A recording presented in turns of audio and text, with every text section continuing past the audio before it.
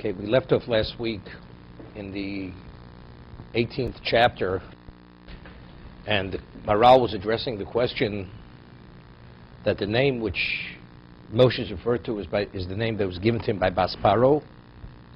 But that, not only that, but what was the reason why he was given that name? So the Torah tells us, Kimin Hamayim Mishisu, because he was drawn out of the water. So he explains the Maral. Vatikra Shmo Moshe Kimin Hamayim Mishisu B'Shmos Rabba, quotes the Medrash. Mikana Tolomed Schoret Shel Gumli Chasodim. From here we learn the reward for the person who does Gemilas Chesed. Who saved Moshe's life? Bas Paro. So this is the ultimate Gemilas Chesed. So to be identified by the name of the one who did the Chesed, you know what it means throughout the Torah, how many times Moshe is mentioned? And who gave him that name? Bas Paro. So this is, you learn from here, you understand the schar for Gomli Chasodim. It's interesting, we find by Ephron, when he sold the Marsa Machpel to Avram Avinu, and Avram counted out the 400 silver coins over Lo Socher, newly minted, which they would be accepted in any market, paid a fortune. So Ephron, in that moment, the word Ephron is written with the vav deleted. Vav deleted. So the Medrash tells us it was a punishment to Ephron that he was denied that his full name should be mentioned in the Torah. He's mentioned, but with a vav less. Besides, because the numerical value of Ephron and Ayin Ra are the same numerical value. You understand? What is the value of being mentioned in the Torah and to be part of eternity? It's unbelievable. Moshe Rabbeinu, Torah Tziv Lanu Moshe. So the name that he's referred to in the Torah in every context, Moshe Rabbeinu. Who gave him that name? Who quantified him as that? Bas Paro. This Atolome Tzchor Shel Gomri Chasodim, phenomenal. Benil Foresh Keator Kol Drocheo Darchei Noam B'chol Nisivoseo Shalom. All the ways of the Torah, ways of pleasantness, and their pathways of peace. V'nikris B'shvul Torah's Chesed, and the Torah is referred to as Torah's Chesed. Torah's Chesed. The way Hashem gave us the Torah, it's a Chesed for many reasons. If you want to be the beneficiary of the greatest, nothing comparable to it, that's what the Torah is. The Chsiv, Torah's Chesed al-Lashona, this is in Eshes Chayil, Torah's Chesed al-Lashona, Leficha Hashem shekora lo-Basyo, shoysa gomeles chasodim. Basyo was the what? Was the one who did the act of kindness. Basyo is the Bas Paro. Basko, as the Gemara tells us in Megillah.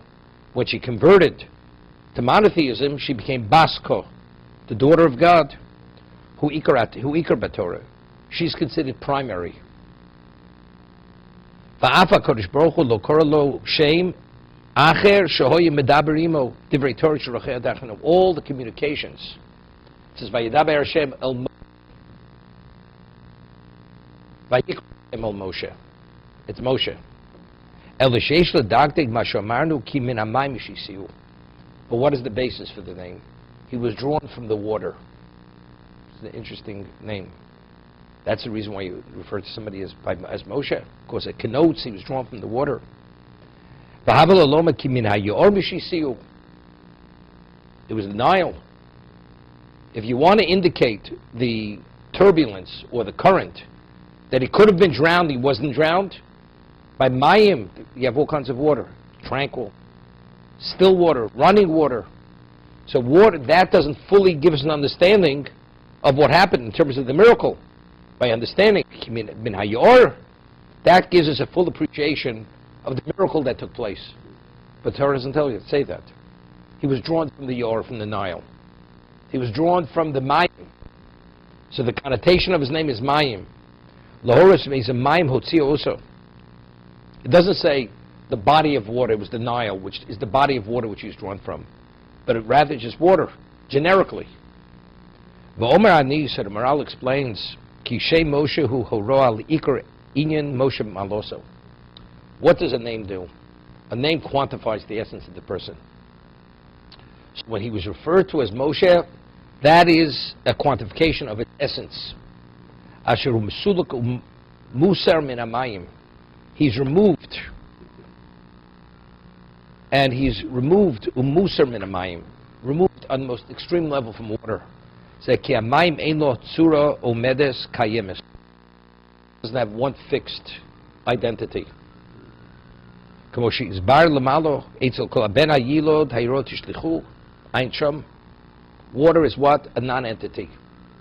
Water is very generic, as I said. You have rainwater, they're droplets. You have a body of water. You have raging water. You have frozen water. It's frozen.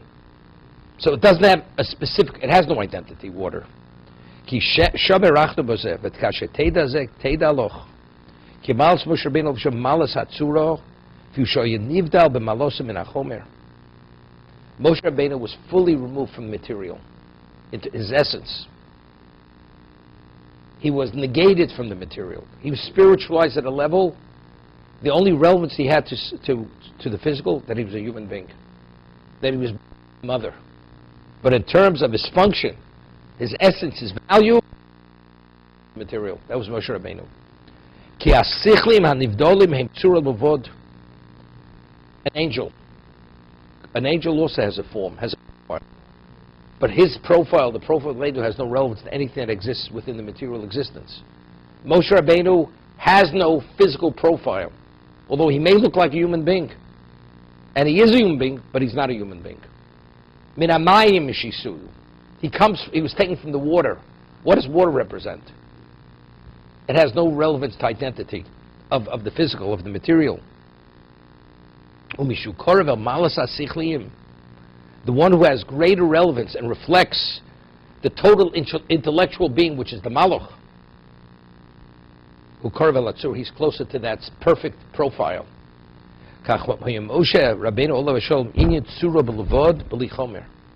What was his value? As a physical being, could you survive in heaven? Spent 40 days and 40 nights. Didn't eat, didn't drink. And no being could have survived it. Of course, that Moshe was a human being was only circumstantial. That was not his essence. That was not his value.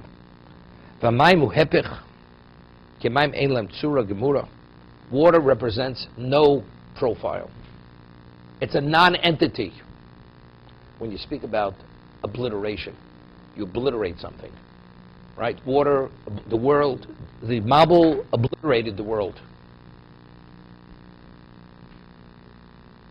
It's interesting, there's a Medrash.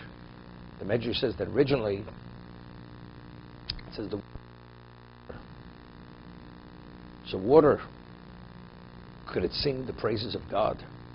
Hashem says, I will create a human being, that he will be able to have an intellect, he'll have the power of speech, he can sing my praises. So he creates a human being with this phenomenal intellect. What does the human being do? Starts rebelling against him. He wants to overthrow God's kingdom. God says, here I created the human being with intellect and power of expression.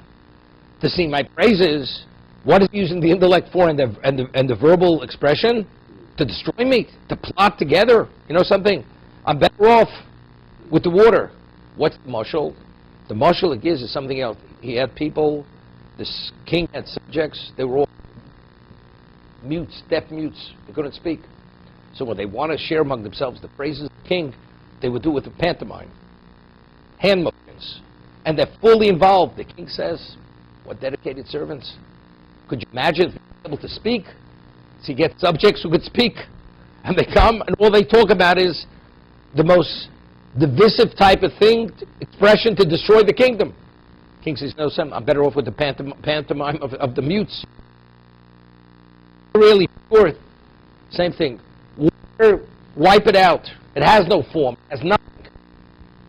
Just cover them, obliterate them.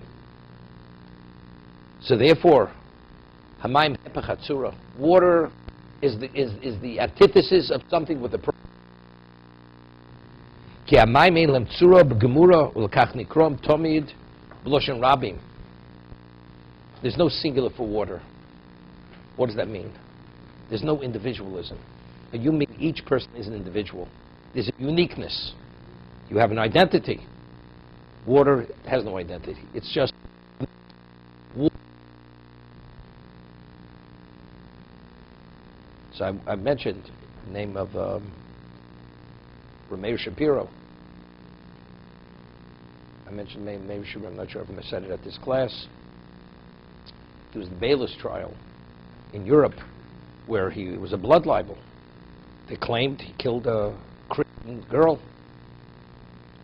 And so why would a responsible man, he was a lawyer, why would he kill a Christian little girl? He's an educated man. The answer is because the Jews don't value our existence. They don't value us as human beings. So they went to consult with Rameir Shapiro. If this comes up, the prosecutor brings this up, what should we say? So they come to Rameir Shapiro. He says, I'm going to tell you up front what the prosecutor is going to quote. He's going to quote a passage in the Gemara, that the Gemara quotes a pasuk, a verse in Yechezkel, that it says, and from there it's derived, Atem kriyim odom im lo kriyim odom. You're classified as odom, they are not. The nation. So that means two values. He is the human being, the not-Jew. So do you value it? You destroy it. The main victim as a murderer. Whatever else. I'm going to tell you what to respond. Opposite of what the morale says in terms of the same thing. Why is water doesn't have a singular? It's never in the. Because water has no form. There's nothing unique about it. Ass. Ass means human being is always called Adam. There's no plural for the word Adam. We don't say Adamim. It's Adam. It's always in the singular. So he says, why? He says, Atem kriyim Adam. He says, although the Jewish people are made up of multiple people, but in essence, we're one entity. We're one entity. We're not multiple entities. Proof in the pudding, he says. Bayless is on trial.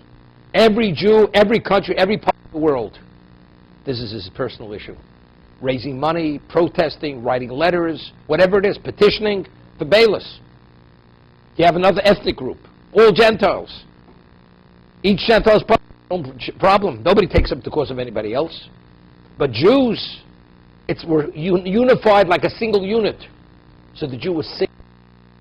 He says, that's what you should answer. Response to the claim of the prosecutor. Sure enough, cites this Gemara.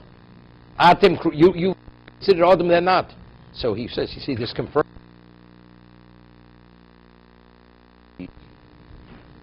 Response was, you're misreading what the Jews like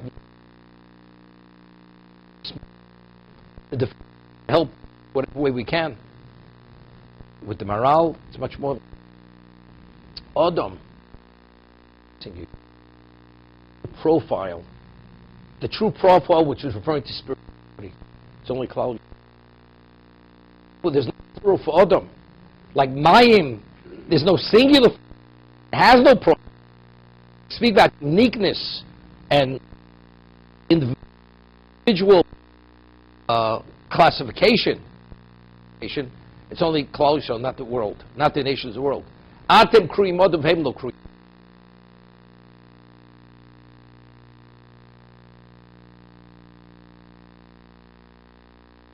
Jews, regardless of their culture, their background. Ashkenazi,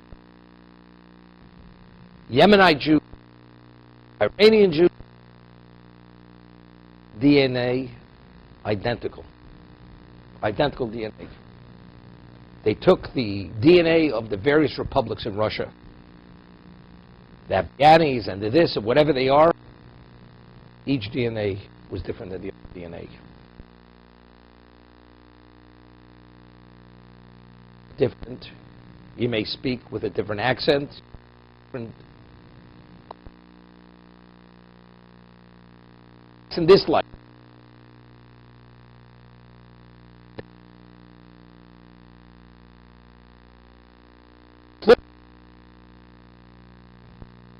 Adam.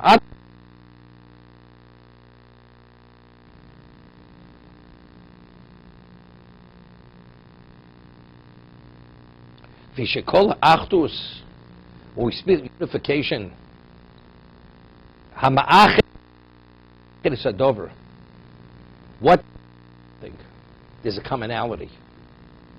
The commonality brings, right? What's the basis for a relationship? Commonality. Not common example. We find in regard each person no say. It's so Rashi cites the metric. Should say right.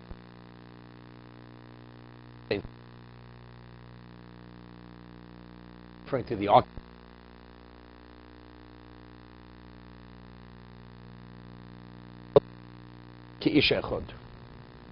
with one purpose, like one person.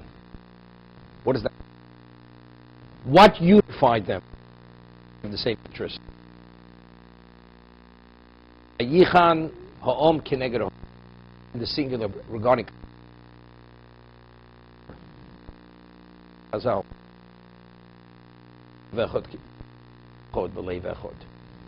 One person who's unified. The Narishech.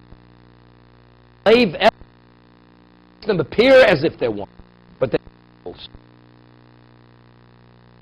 Nothing real about it to bring it all together. By Klal Yisrael at Sinai, it's Echad B'Leiv Echad. It's exactly what he's saying. What's Ma'achid? What unifies? Relevance to profile. What brings it all together? That measures everything.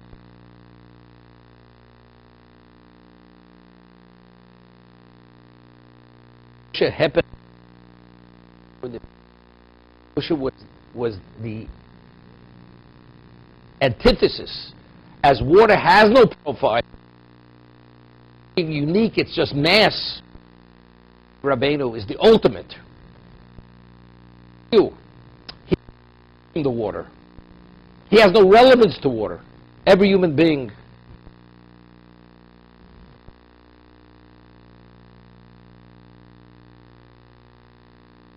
profile. It's like I said, there's a lot wanting there. Chas v'sholom, the ultimate. He radiates, reflects the tzelem.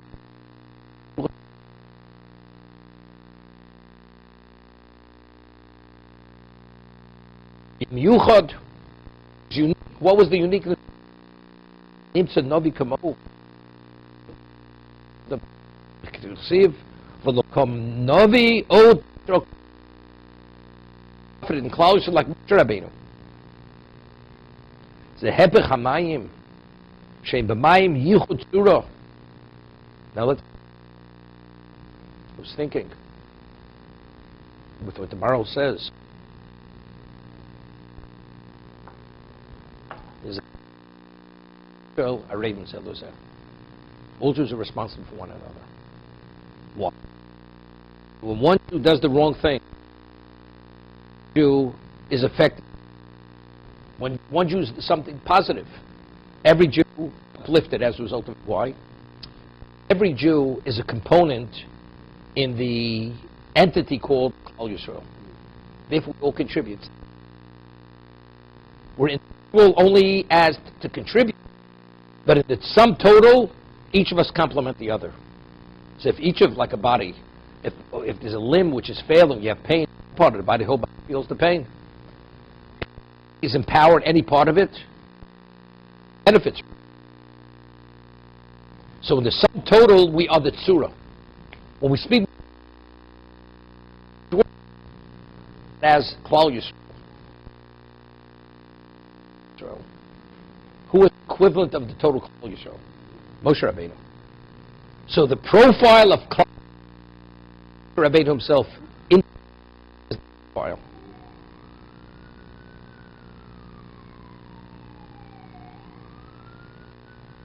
We find Moshe says the closer, Bonim atem l'Hashem Elokeichem, you're God's children. What's bonim? A father has a child. The child reflects the father. It's like my flesh and blood. You're part of it. Bonim Hashem L'Hashem, closer bonim. Just as the child reflects the father, it's part of the father. Northern nation possesses that profile. We have the profile of God, the Tzelem Elokim. That's why we're bonim. The nations of the world, they don't have that profile. They don't have that, what we call the spiritual profile. You can't talk about a physical profile. We're talking about the spiritual. We have that. Then you bonim. Tem l'Hashem Elokeichem.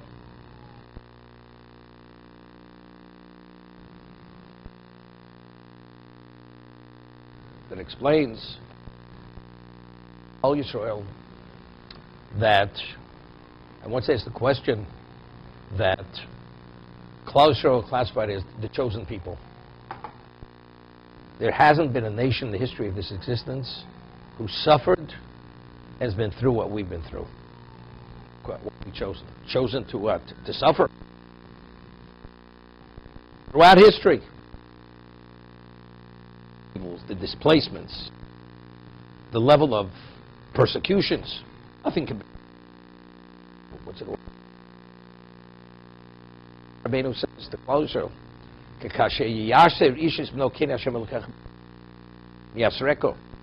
Father punishes a child, disciplines a child. The way God is disciplined. Father disciplines a child, has to punish a child. Not to punishment is rehabilitation. It's not for the sake of destruction. It's not to hurt us and to harm us for the sake of harming us. That's what Moshe Rabbeinu say. Kashi Yasir Ishis Beno, as a father punishes his child for the sake of discipline, which is only positive, without the intent to hurt the child. Identically, that's where Hashem disciplines us. So Rachaim HaKadosh explains. The Jew says, doesn't make sense. The world, adulterers, murderers, thieves, whatever they do, God, Chas v'Shalom, turns a blind eye. Takes it with a grain of salt. We step out of line to a certain degree. The whole house collapses on us. What's going on? So the Rachaim HaKadosh explains, he says, if you see somebody else's child misbehaving, it may bother you, but it doesn't irk you. But when your own child does that same thing, you're not going to tolerate it. Why? What's the answer? The answer is, of course, that's not my child, this is my child. HaKadosh Baruch Hu says, you're my children. What other people do, it's irrelevant. I could turn a blind eye. Tolerate it. My own son should behave this way. That's intolerable. I will not tolerate it. Bonim atem l'Hashem Elokeichem. You're my children. This is the Rachaim HaKadosh. But again, why are we his children? Because we have that surah. We're the Ish Echad B'Leiv Echad. The nations of the world, Mitzrayim, is Leiv Echad Ish Echad. What connects them? We have a common purpose. But if not for that common purpose, we're in every direction. Going in every direction.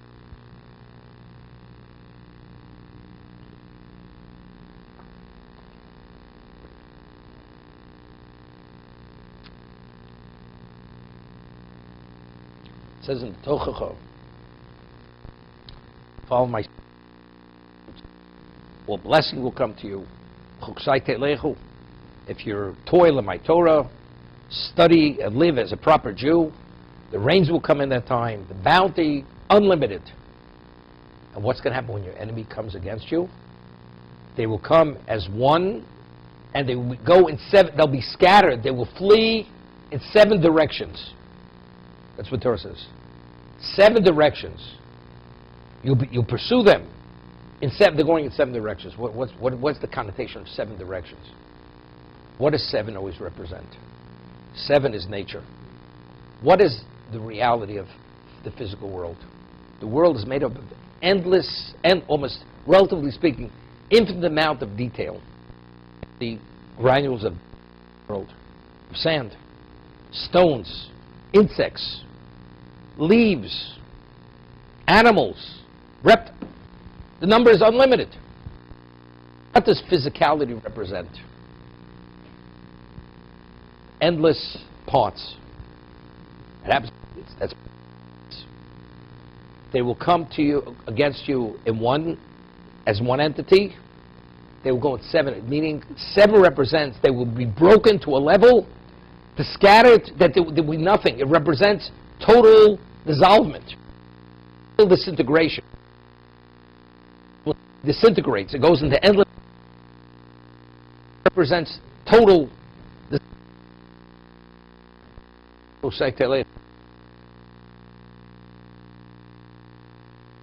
Solid and has a density so dense and it cannot be broken. That crashes into something else. It smatters it. It's into endless pieces. If you maintain the profile, you are the echod. You are the ish echod. Connected within a spiritual context, and you're demonstrating that. And you're proclaiming it. Your enemies, you'll smash them to a point equivalent of disintegration. What about im lo b'chuk? You're going to be pursued by your enemy. You're going to fall to pieces. You're going to go to pieces. Because what is your essence? What is the unification of the Jew? Now we belong to a Jewish country club. We kosher style. We sing Hava Nagila. That's not what it's about. Hashem said that has nothing to do with being a Jew. A Jew means following the Torah, being dedicated and committed to God. That's what it means. That's the tzura. That's the profile of the Jew. That's echod. Hashem is echod. We are echod. Mi kamchu yishel goy echod b'oretz. That's this achdus. One.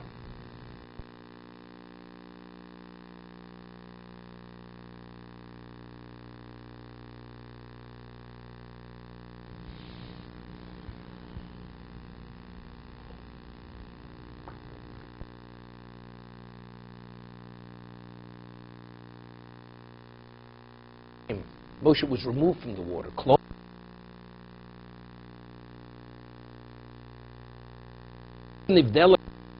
Because this profile, which is fully removed from anything which is finite, Moshe Rabbeinu couldn't drown. Couldn't drown. What does water represent? Water is something which is. Any other human being has relevance to water. A person can be consumed by water. כי המים הפך משה רבינו עליו השלום שאילו הם below צורה, because they themselves are without any form. ומשה רבינו שם מעלוס הצורה מקוימס לקח את תקנינים אומרו. What did the astrologers say in Egypt when they saw in the stars Moshe Rabbeinu is going to have relevance to water? So they interpret to mean we have to drown him. End will come through water. So they interpret to be drowning. She'osid Moshiach shall Yisrael lukos mayim. He's going to be punished through water. His end is going to come as a result of water.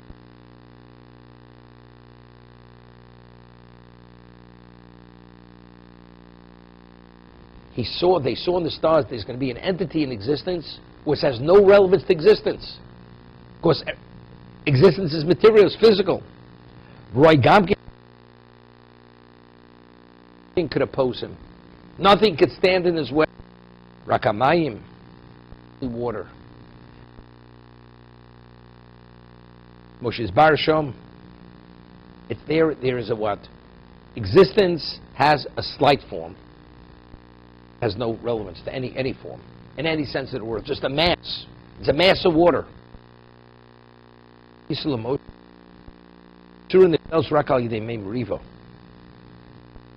Because water was the antithesis of him. Only through that he was able to be undermined.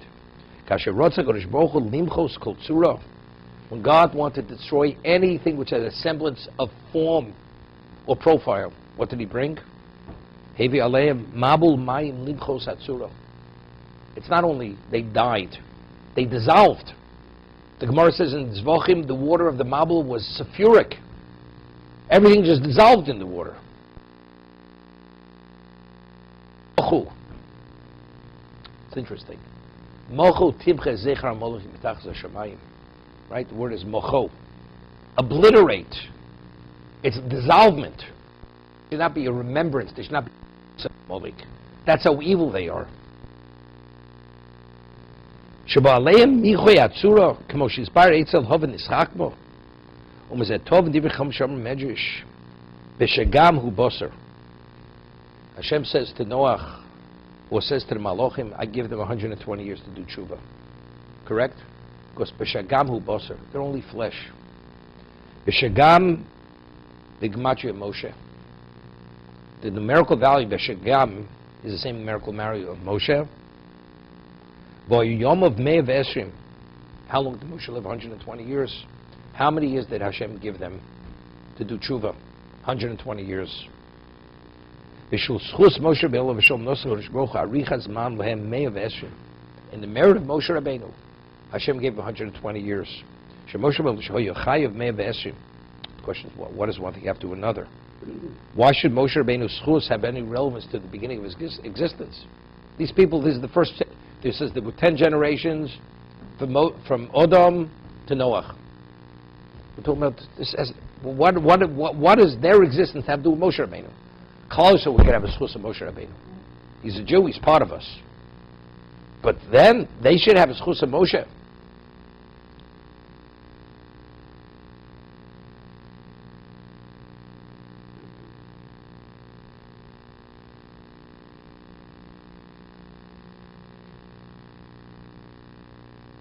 Because again, what did they represent? Look, these people were special people. Unfortunately, they took the wrong direction. They lived 800, 750 years, whatever they lived. They weren't ordinary people. So they had a relevance, they had a spiritual profile. But they tarnished it. Their capacity was something unheard of, what they were.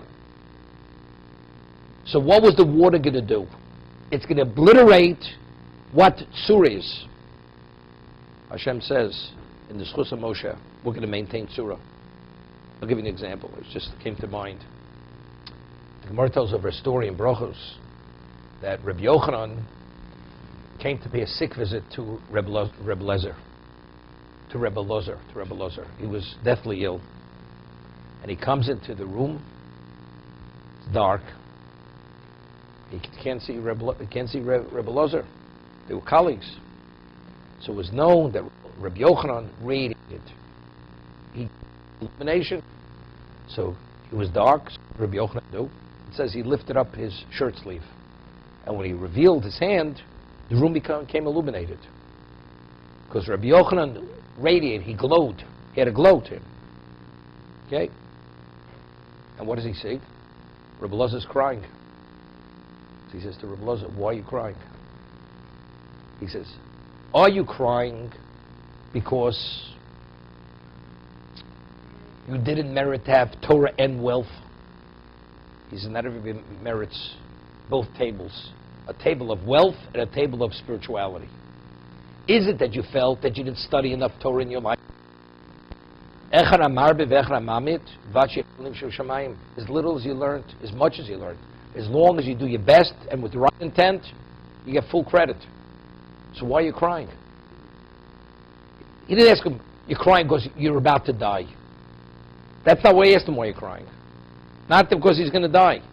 It's because you fell short of what? Of your objective. He says, you have no reason. You did your best. You met your potential. So he says to Rabbi Lezer, says to Rabbi Yochanan, why I'm crying? Al-Hai Shufet the Balav Ara. Because your beauty, when you die, Rabbi Yochanan, you're going to decompose in the earth. Because he had beauty. Rabbi Yochanan, the Gemara says, had beauty where he would stay by the gates of the mikveh So when the women would immerse themselves in Tovel, and they look at his beauty, they would have beautiful children. That was the beauty of Rabbi Yochanan. So when Rabbi Yochanan heard Rabbi Elazar say this, Rabbi Yochanan started to cry. He says, that's worthwhile crying for. What do you mean? Because the beauty is getting decomposed in the ground. What is this all about? How do we understand the Gemara? So the way I understand the Gemara is this. The Gemara tells us in Bava Metzia that Yaakov Avinu also radiated. He had a radiance. Yaakov Avinu's radiance was a semblance of Adam Arishon. As it says, when Hashem created Adam, his radiance was magnificent. The Malachim, the angels, confused his radiance with the radiance of Hashem. After the Chet, it was minimized, but he still radiated. Holiness. He was the creation of God. Yaakov, being the most special of the Avos HaKadoshim, his radiance was a semblance of Adam. Rabbi Yochanan's radiance was a semblance of Yaakov Avinu. Could you imagine if we'd have a Yaakov Avinu living in our time? Yaakov, he never exchanged two words with him. Just seeing his essence of Kedusha, the world would be a different world. If the world would be exposed just to see that, we'd have an understanding of what a Jew is meant to be. Rabbi Yochanan, if you wanted to have an inkling of knowing what Yaakov Avinu was, you looked at Rabbi Yochanan. Once Rabbi Yochanan passes away, the era is over. We cannot fathom what Yaakov Avinu was. As long as Rabbi Yochanan is alive, we could fathom to some degree what Yaakov Avinu was. You know what it means to fathom? That means it's a whole different understanding of what a Jew is supposed to be and what he's supposed to look like and what his purpose is. Once that ends, it's over. It's the end of an era. The era almost from the beginning of existence.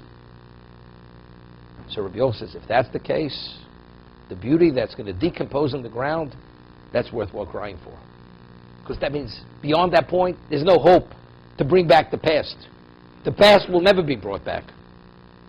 So what I'm saying is, Hashem Bishagam numerically is Moshe. In the merit of Moshe, God gave him another 120 years. When Hashem created the world, all these people, they were closer to creation. So they had a certain profile. Unfortunately, was misapplied. Their special potential was misapplied.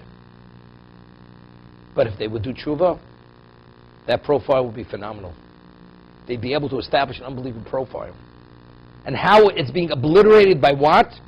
By what's the antithesis to profile? Water. Water has no profile. In the merit of Moshe Rabbeinu, who's the ultimate surah, the ultimate spiritual profile, we're going to give him a chance.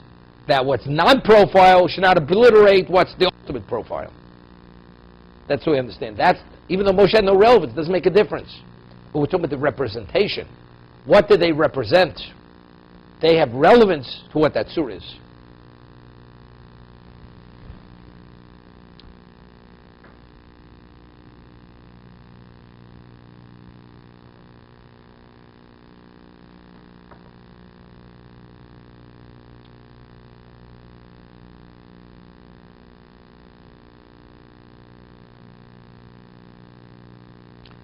I was just thinking, Merces in Sanhedrin, that Gedolim Tzadikim, Yosim Malchei Ashoris, Tzadikim are greater than angels.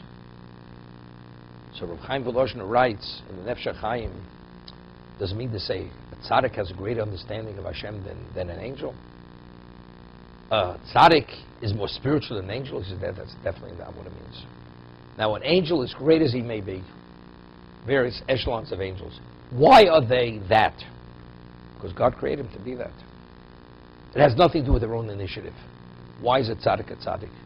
Because he chose to be a tzaddik. He made many choices which brought him to the level that he should be classified as a tzaddik. Therefore, the tzaddik, what he is, although in holiness, in understanding, in breadth of understanding of spirituality, he has no relevance to the angel. But in terms of his innate value, he's greater than the angel. That's how Rav Chaim Volozhin explains it. Explains the Gemara Sanhedrin, Gedolim tzadikim yosim malchei ashoris. That's the understanding. What we're saying maybe this. What is the essence of a Jew? His spiritual profile. When a person makes the choice to be a tzaddik, what's he doing? He's developing that. In terms of tzura, spiritual profile, who has a greater profile? The angel or the Jew?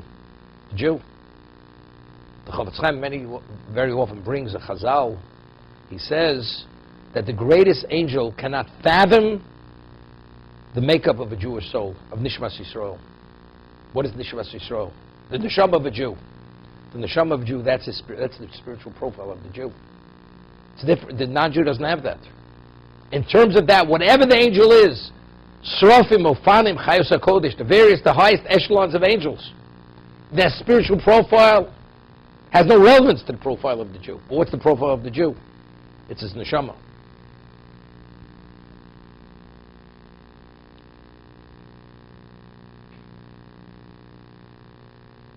V'tama medrash, bottom paragraph. K'moshe amarnu. The understanding of the medrash, ki mimnei shehoya Moshe ben Olav HaSholom hatzura nivdelis, because he was that ultimate profile, fully removed from physicality and material. K'moshe Zbar nos Kadosh Baruch Hu arichas l'tzura sa'olam shoy b'dor hamabul. He gave them an extension. He extended their existence 120 years. Because what is water? Water is lacking in tzura, in profile. It's coming to obliterate that. He represented what is the perfect profile on the terrestrial level. He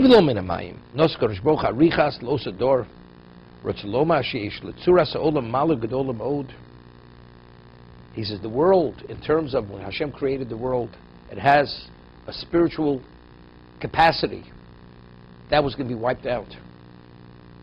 It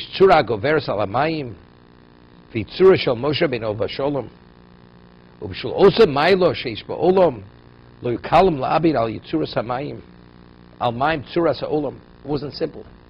Hashem had to really give the release that the water should obliterate it. I was just thinking, a lot of things fall into place. It says the Mabul was supposed to come at a certain time. It was delayed 7 days. Why? Because Mesushelach, who was a tzaddik, Hashem wanted to wait till after the 7-day mourning period, the Shiva period. So he waited 7 days. But the world had to be destroyed. But who is Mesushelach? He is the tzura. Water cannot obliterate something which is truly the profile. So since it would have been a disrespect for the Mabul to come immediately after he passes away, therefore it was delayed. We have to give the due respect to Mesushelach, who represents tzura.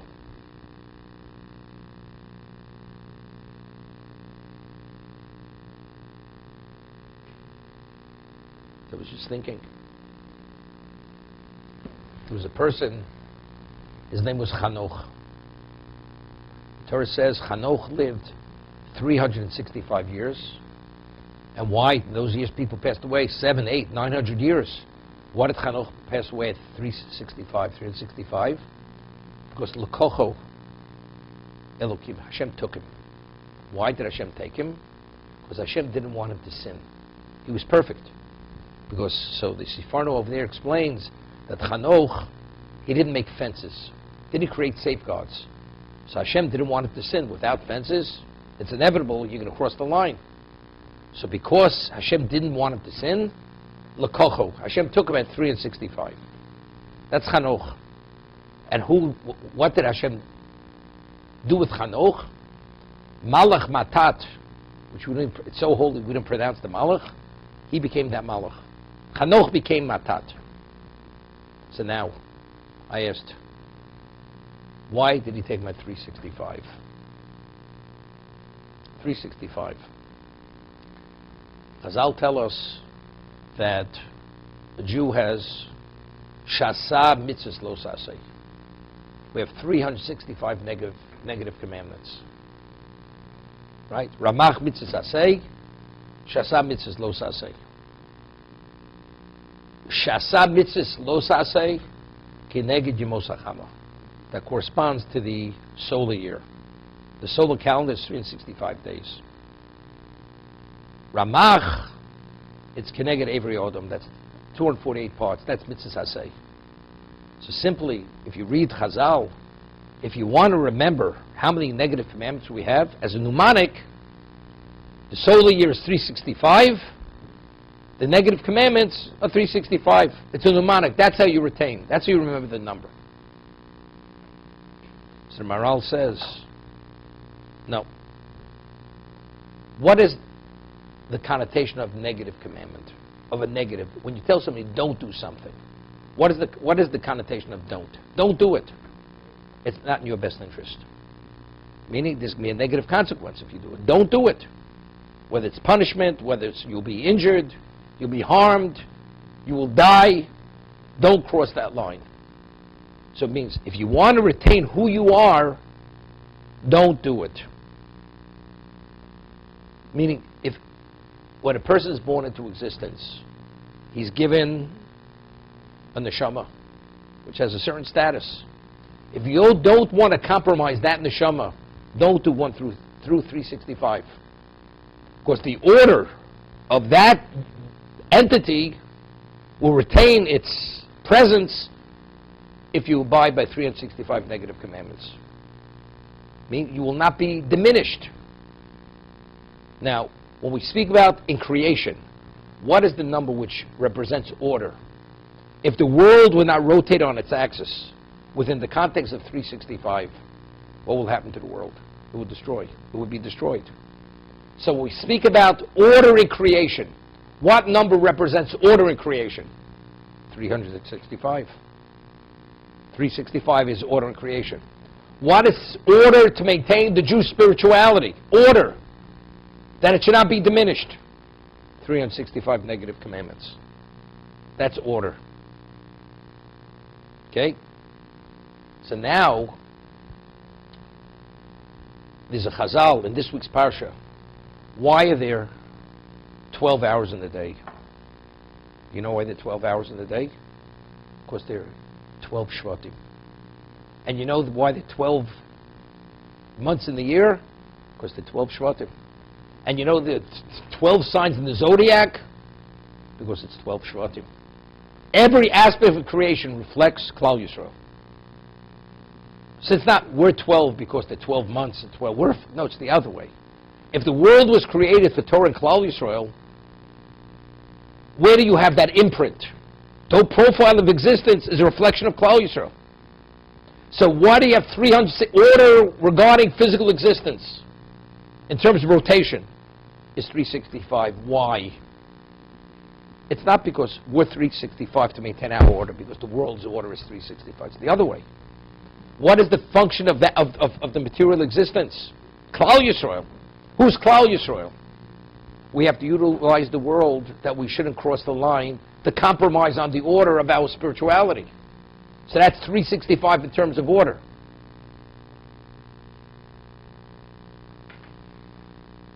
So if you want to retain your profile, the profile that you're endowed with as a Jew, what do you have to abide by? 365 negative commandments. That is Keneged Yemos HaChama. That corresponds to the solar calendar. Because that is the order, otherwise existence couldn't exist.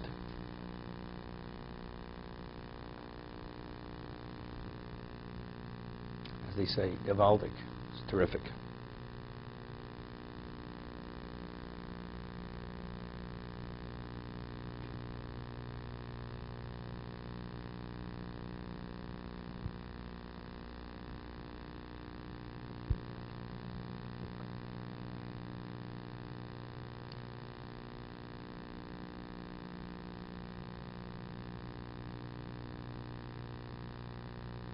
Every day we say a bracha in Birchas Hashacha.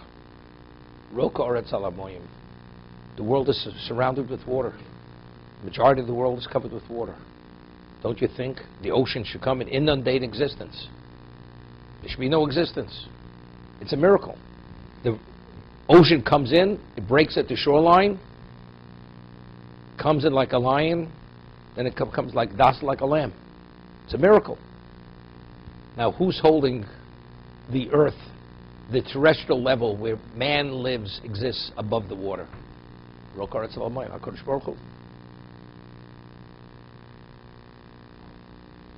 what is Oretz versus water? Water has no profile. Water is just mass, emptiness, endless emptiness. Earth, that represents productivity, uniqueness, creation, creativity. That's what it is.